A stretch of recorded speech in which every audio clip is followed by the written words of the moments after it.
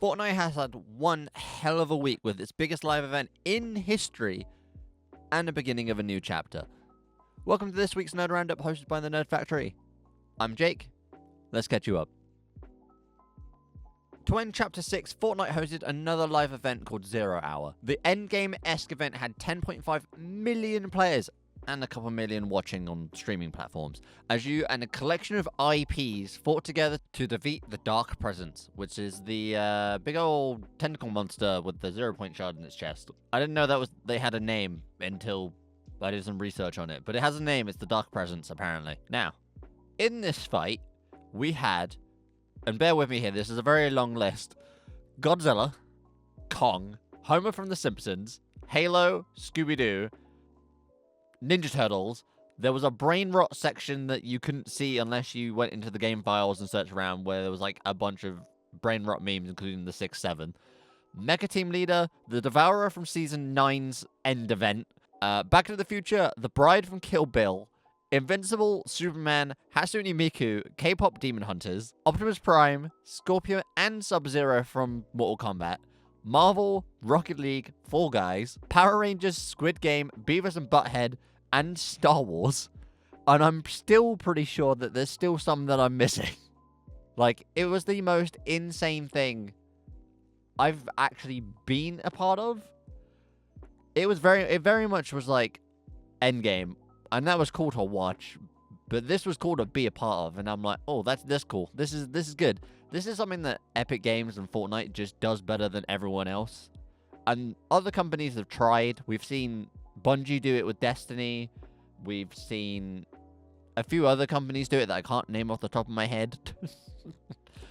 But nothing beats what Fortnite does. This is why Fortnite will be one of the games that even people who don't like Fortnite will install this game just to be a part of stuff like this.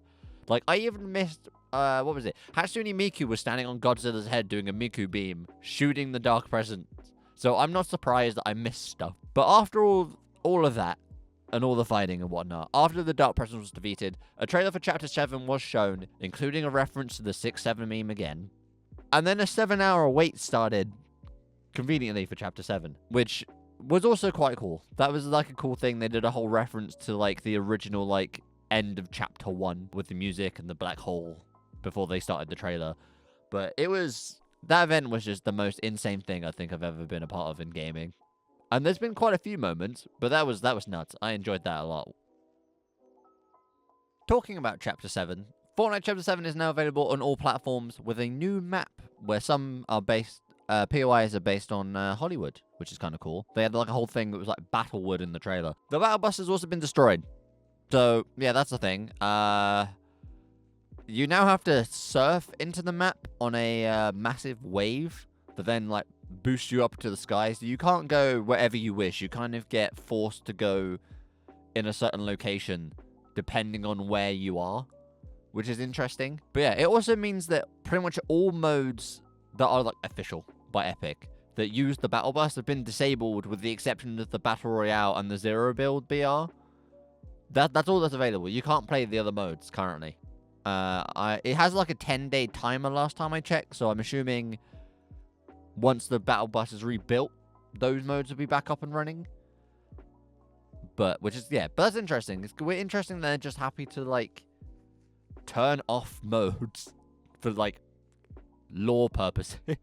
Another change that they made is that gold also no longer stacks between games. Once you end a game and you die or you win, gold gets reset every time. However, the gold appearances and the quantities of gold that you get is a lot higher than usual, so you'll still be able to do all the same stuff as usual. It's just kind of interesting that they decided that they were just going to stop allowing you to keep gold. It's a weird change. It's a weird change. But it's not the only change that they've done. They've also changed the UI a little bit. So gameplay-wise, it looks better, I think, for the gameplay UI. They changed the emote wheel UI, though, and that's weird. I don't like the new change for that. I preferred the old one. But as always, we have a new Battle Pass. They've also changed how the Battle Pass works, so you can see all skins straight off the bat. The two main highlights for me, personally, is the Bride from Kill Bill, and you also can get Marty McFly from Back to the Future, which is also quite cool. I wish we could get Doc, Because out of the two characters, I would probably prefer to run around as Doc than Marty, personally. That's personal preference. But yeah, the season itself, I played a little bit. It's not bad. It's still the same Fortnite. Nothing really massive has changed, if I'm being completely honest. But it's got a lot to live up to, especially with that live event. Because that live event, like, which is the gameplay in the background, was insane. So it's kind of hard to compare, I guess. Especially because you've just come off of a Simpsons season where you can run around and sit in the Simpsons couch and stuff.